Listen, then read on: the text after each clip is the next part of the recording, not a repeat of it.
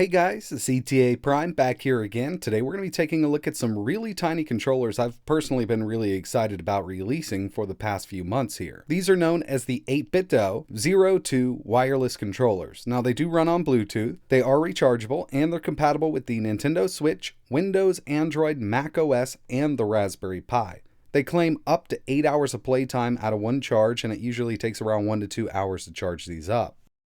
Like I mentioned, I've been looking forward to getting my hands on these. They actually come in 3 different color variants. We have the turquoise, yellow, and pink, which I don't have. I kind of wish I would have picked up the pink version. But in my opinion, these are awesome for on-the-go gaming with Android or your Nintendo Switch. As you can see, these things are absolutely tiny, and inside of the box you're going to receive the controller, a micro USB cable, a lanyard, and the user manual. These retail for $19.99, and 8Bitdo was kind enough to send over 2 for review here. These are definitely not meant to replace the controller you love using at the moment. Since they come with a lanyard, I figured these were perfect to strap to your backpack, or if you still use a fanny pack, they won't take up much room there either. The button layout on these is perfect for playing PC Engine, SNES, NES, Game Boy, Game Boy Advance, or any other older retro system that doesn't require analog sticks or secondary trigger buttons.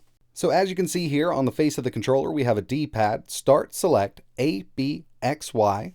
They've also included L&R and a micro USB connection at the top for connecting this to your PC if you want to upgrade the firmware and charging the internal battery. There's also an LED indicator at the bottom letting you know which pairing mode this is in, and it'll also give you a status on how much battery's left in this thing. And around back, they have left the instructions on the controller to get into a certain pairing mode, plus we have a little cutout for the lanyard connection. Just to give you an idea about the size on these things, I wanted to compare it to some of the more common controllers, like the Xbox One S controller on the left and the PlayStation 4 controller on the right. So obviously, these are super tiny controllers, and it's all about portability here. Like I said, these will not replace your main controller, but these are great little travel companions. They'll fit right in your pocket, and each one does come with a lanyard, so you can strap this to your backpack or wherever you need to. So let's go ahead and see how these things perform. First up, the Nintendo Switch. I'm just going to go ahead and pair this up. We'll get into some SNES games using Nintendo Online and see how they function. Pairing any of 8Bitdo's controller with the Switch is a breeze. You're just going to go to Controllers, change grip order, and for this one here, we need to hold Y and Start to get it in the Switch pairing mode. Press Select, and it's now connected. I'll go ahead and do the second player.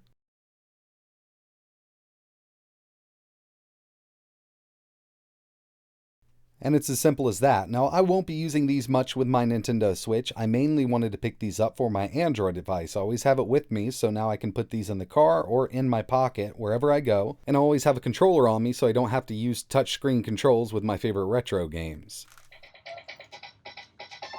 So the first thing I noticed here is L and R on the controller itself is mapped for L and R, not ZL or ZR, so there's no way to get back into the menu from the controller itself. Now this really wouldn't be a big deal if I had my Switch set up in tabletop mode, but I am connected over HDMI, so I'll be stuck in this game until I grab another controller and press those buttons. But if you're set up in tabletop mode, you could just use the touchscreen to exit. But overall, the controller works great. I'm not noticing any input latency here. The D-pad feels nice for such a tiny controller, and the buttons are spot on.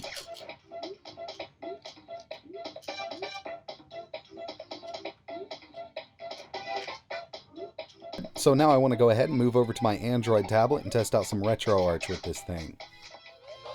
So this is where I'll personally be using these controllers the most, with my Android phone when I'm on the go, but here's an Android tablet running RetroArch with Sonic the Hedgehog 2.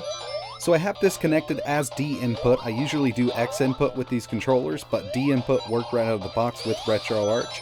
One other thing that I changed inside of RetroArch was changing the poll behavior to early. I was noticing a little bit of latency when I had it set to late, but now I don't feel any input latency at all on this tablet. And that was just with RetroArch. I did test a couple others, and we'll see that in just a second. But overall, this little controller is working like it should work.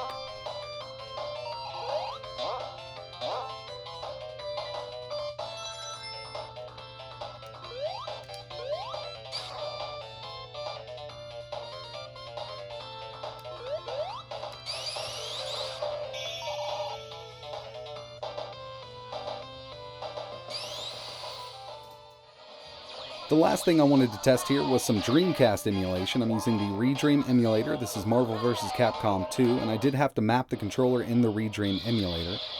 And I still think I kind of messed up the map a little bit, but we'll see how it works.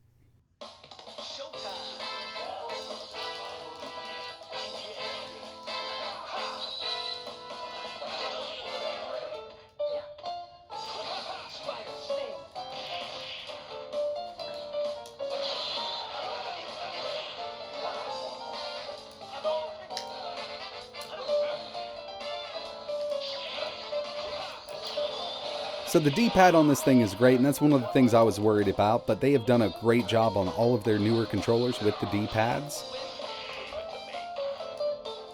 I did map the select button as the turbo button, and I wouldn't recommend this because you're going to accidentally hit that button.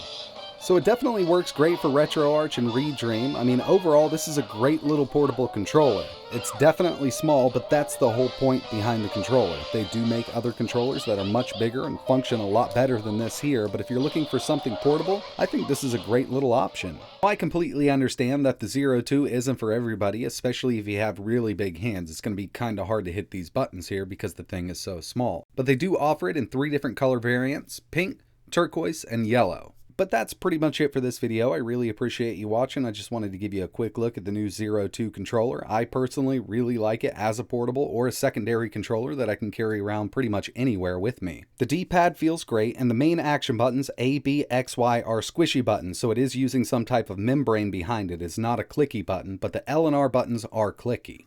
These are available on Amazon for pre-order right now at $19.99. They got those 3 colors. I'll leave some links in the description. It'd be really cool if you could hit that like button or maybe subscribe to the channel. But like always, thanks for watching.